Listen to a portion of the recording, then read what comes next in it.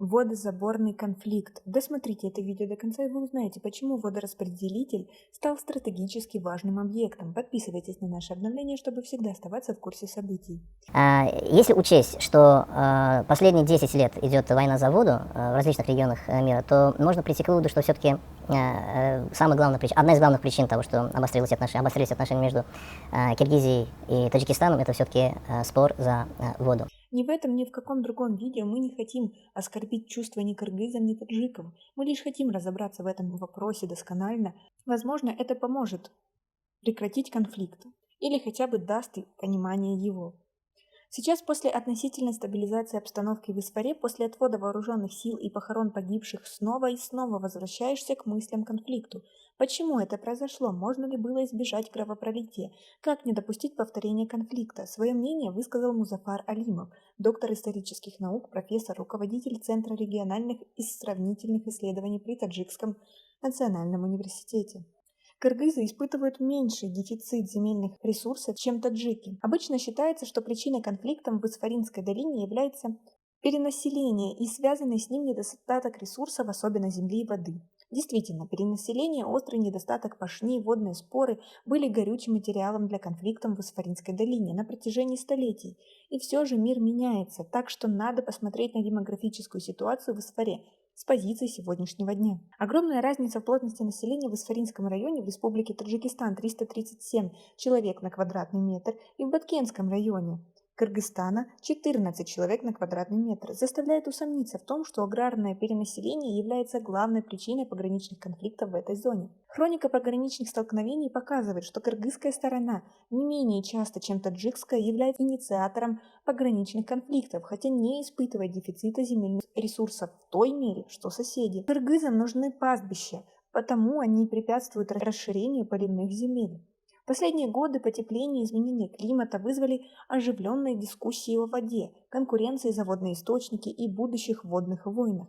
Часто авторы публикаций о пограничных конфликтах в Исфаринской долине утверждают, что напряженность на таджикско-кыргызской границе в первую очередь связана с нехваткой воды. Тогда что же лежит в основе водно-территориальных споров на таджикско-кыргызской границе? Почему все битвы разворачиваются вокруг водораспределителя? И почему высшие руководители Кыргызстана называют головной водораспределитель на реке Исфара стратегическим объектом Кыргызстана?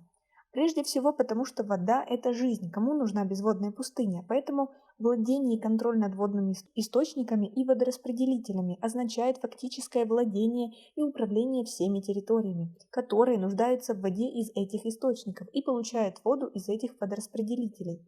С водой связаны насущные интересы населения и Таджикистана, и Кыргызстана. Для многих семей земля сегодня стала главным источником доходов.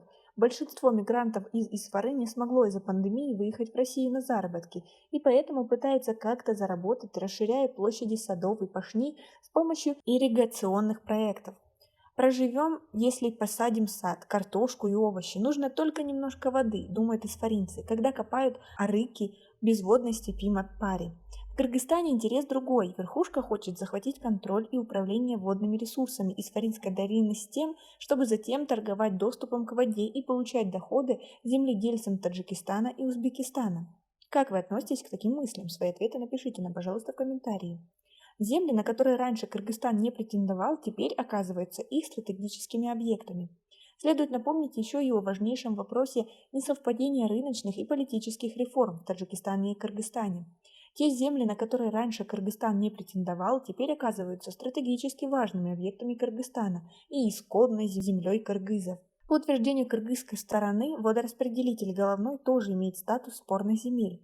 Если раньше Кыргызстан утверждал, что Варух и Овчи-Кальяча являются анклавами на кыргызской территории, то теперь в категорию анклавов или эксклавов также попали Чарку, Ходжаи-Айло, Сурх. Более того, в ряде публикаций кыргызских авторов Исфару называют эксклавом на территории Кыргызстана. Особой сложностью отличаются споры вокруг таджикских пастбищ на территории Кыргызской республики.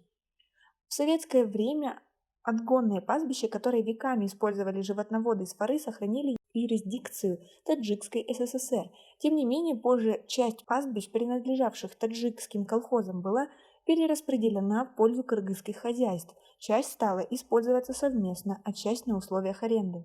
Когда в Кыргызстане ввели частную собственность на землю и пастбища, плату за использование пастбищами, все изменилось.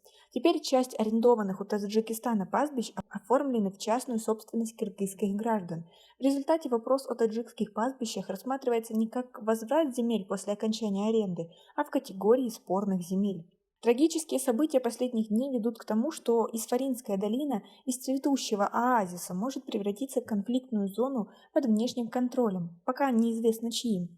В борьбе за власть используется не только спецназ, но и блокировка доступа к воде, дорогам, рынкам, электричеству, связи. Станет ли Исфара очередной мертвой зоной наподобие Нагорного Карабаха, или будет найдено решение, может быть трудное, неудобное, но позволяющее всем нам, и таджикам, и кыргызам, с надежностью смотреть в будущее. Для этого мы должны понять намерения друг друга и удовлетворить их так, чтобы каждый имел возможность жить и развиваться на своей земле, не принося вред соседам. Вы согласны? Свои ответы напишите нам, пожалуйста, в комментарии. У нас пока на этом все. Цените наше видео подпиской и лайком. До скорой встречи.